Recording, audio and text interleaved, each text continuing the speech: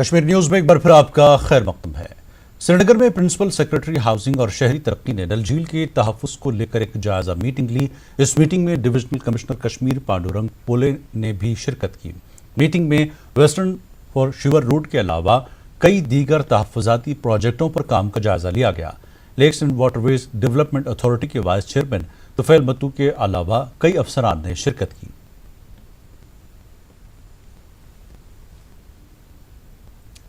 ڈل جھیل کی صفائی مہم سے سرخیاں بٹورنے والی 7 سالہ جنت کی اس کارنامے کو اب نصابی کتاب میں جگہ ملی ہے۔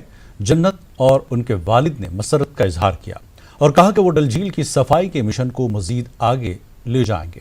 پیش ہے سری نگر سے ہمارے چیف رپورٹر پرویز بٹ کی یہ رپورٹ۔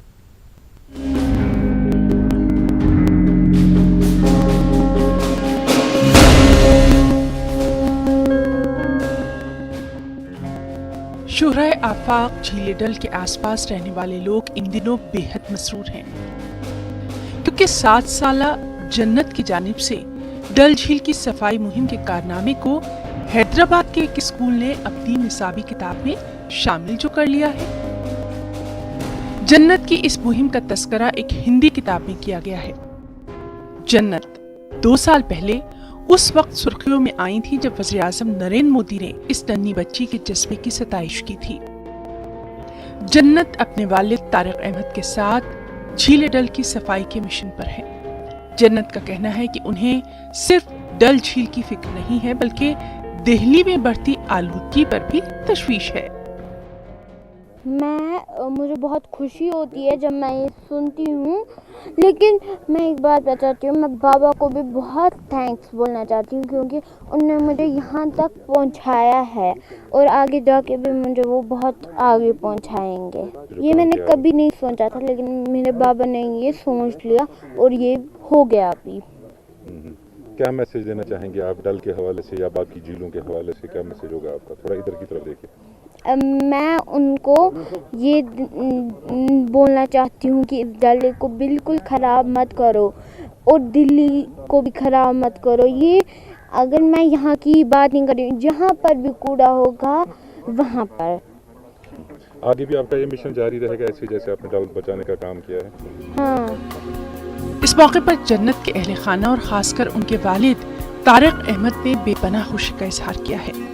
طارق احمد کا کہنا ہے کہ 5 سال کی ننھی سی عمر سے ہی جنت جھیل ڈل کے تحفظ پر بات کیا کرتی تھی۔ کہ جیسے مجھے فون آیا سو آئی فیل ویری پراؤڈ، مگر مجھے یقین نہیں ہوا پہلے، پھر میں نے ان کو بتا دیا کہ آپ مجھے ٹیکسٹ کیجیے یا واٹس ایپ کیجیے، تب جا کے میں نے وہ پڑھوایا کیونکہ مجھے ہندی نہیں آتا ہے، تب جا کے آئی فیل سو پراؤڈ۔ اس میں پورا کشمیر کے بارے میں لکھا ہوا ہے کہ بچوں کو ذہن میں یہ پہلے سے آیا تھا کشمیر ایک بہت خوبصورت جگہ ہے، آپ کچھ ان کے لیے بھی بچپن سے ہی بچوں کو پتہ چلے گا کہ ایک جگہ کشمیر ہے، وہاں پہ ٹورسٹ آتے ہیں، یہ کرتے ہیں۔ بٹ جب میں نے دیکھا میں بہت خوش ہوا اور میں نے ہر جگہ پہ اس واٹس ایپ کیا، پھر میں نے چینلوں جیسے پیپر میں بھی آیا تھا، سب میں اس پراؤڈ مومنٹ فار می۔ جنت کی اس حصولیابی سے یہ ثابت ہو گیا کہ کشمیری کسی بھی شعبے میں اپنی صلاحیتوں کا لوہا خوب منوا سکتے ہیں۔ نیوز 18 اردو کے لیے سری نگر سے پرویز بٹ کی رپورٹ۔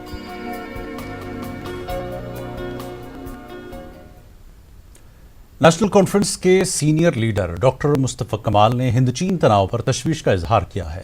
سری نگر میں میڈیا سے بات کرتے ہوئے کمال نے کہا کہ جنگ کسی بھی مسئلے کا حل نہیں ہے۔ کمال نے LOC پر ہندوستان اور پاکستان کے درمیان فائر بندی معاہدے کی خلاف ورزی پر بھی تشویش ظاہر کی۔ کمال نے کہا کہ بات چیت کے ذریعے تینوں ملکوں کو مسائل کا حل ڈھونڈنا چاہیے۔ غیر یقینی صورتحال اس سارے خطے میں ہندوستان، پاکستان اور جموں کشمیر میں اس وقت دیکھنے کو مل رہی ہیں۔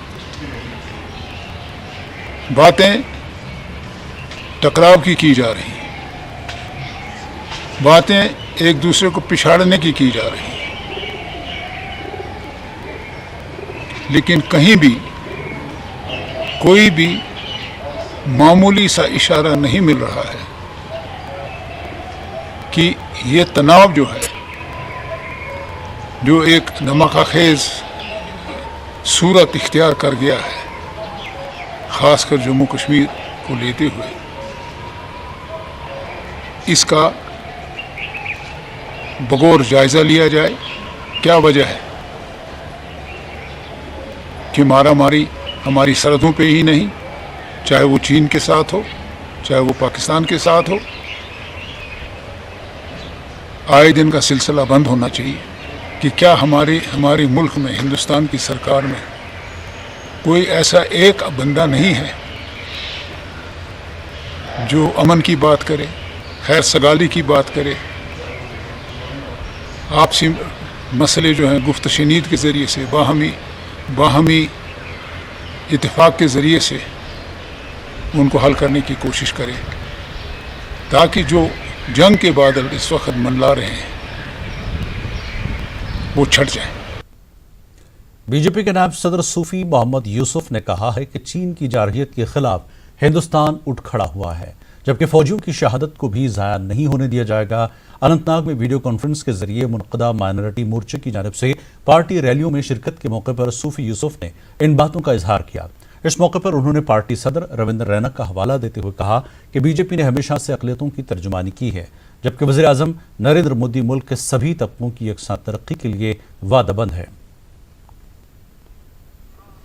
हमारे भारत के सैनिक इतने सक्षम हैं, उन्होंने 43 से ज़्यादा सैनिकों को गिराया है चाइना के, और उसके बाद चाइना पीछे हट गया है और बीच बीच में वो फिर इन्फिल्ट्रेशन कर रहा है। तो उसको हमारे देश के प्रधानमंत्री नरेंद्र मोदी जी, आज वो भारत नहीं है, 1962 का भारत नहीं है, आज मजबूत भारत है। चीन को जवाब मिलेगा, जिस तरह पाकिस्तान को एक ही बार अंदर जाके उनको मार दिया, और इसी तरह चाइना भी पीछे हटने के लिए मजबूर होगा। अनंतनाग में SRTC से मुंसलिक साबिक मुलाजमीन ने LG इंतजामिया से उनकी ज़ेर इल्तवा उजरत वागजार करने का मुतालबा किया। कारपोरेशन के साबिक मैनेजर सैयद जाहिद अंद्राबी का कहना है कि सरकार ने एक नामुनासिब पॉलिसी रवा रखी है। उनका कहना है कि कारपोरेशन के साबिक मुलाजमीन को काफ़ी मुश्किलात का सामना है। अंद्राबी ने LG व मरकजी हुकूमत से इस हवाले से मुदाखलत की अपील की। सैलरी भी अभी तक नहीं मिली है, जो अप्रैल की सैलरी पेंडिंग है अभी तक। ये बदकिस्मती की बात है। यहाँ मतलब जो हमारे मुलाजिम है, किस तरीके से वो अपनी फैमिली का गुजारा करेंगे। इसलिए हमारी गुजारिश है PM मोदी से, यूनियन फाइनेंस मिनिस्टर से, यूनियन ट्रांसपोर्ट मिनिस्टर से और LG से, खासकर अपने जो कमिश्नर सेक्रेटरी और मैनेजिंग डायरेक्टर है, मेहरबानी करके बिलफोर यहाँ के मुलाजिम की जो ये परेशानी है इसका अजाला करें। बीजेपी वर्करों ने आज जम्मू में पार्टी हेडक्वार्टर के सामने जबरदस्त एहतजाज किया। बीजेपी ने कांग्रेस पार्टी के खिलाफ ये एहतजाज किया। 25 जून 1975 में इंदिरा गांधी ने इमरजेंसी नाफिज की थी, इसी के खिलाफ बीजेपी वर्करों ने एहतजाज किया। एहतजाजियों ने नारेबाजी करते हुए कांग्रेस पर इल्जाम लगाया कि उन्हें जमहूरियत और आवाम का कोई ख्याल नहीं है। कांग्रेस ने 25 जून के उस काले दिन देश के लोकतंत्र को खत्म करने की कोशिश की थी। सारी लोकतांत्रिक प्रक्रियाओं को भंग करके इस देश के अंदर इमरजेंसी लगाकर लाखों बेगुनाह लोगों को बिना किसी कारण जेलों में बंद कर दिया गया था। आज 25 जून के दिन पूरे मुल्क के अंदर कांग्रेस पार्टी के उस तानाशाही फैसले का विरोध किया जा रहा है। अपनी पार्टी के कारकुनान ने आज जम्मू में एहतजाज किया। एहतजाजियों ने कई साल कबल सरकार की जानिब से तैनात किए गए फिजिकल टीचरों की मुस्तकिली का मुतालबा किया है। एहतजाजी कारकुनों का कहना था कि इन फिजिकल टीचरों को काफ़ी मुश्किलात का सामना है। इन्होंने इनकी तनख्वाह में इजाफा करने का भी मुतालबा किया।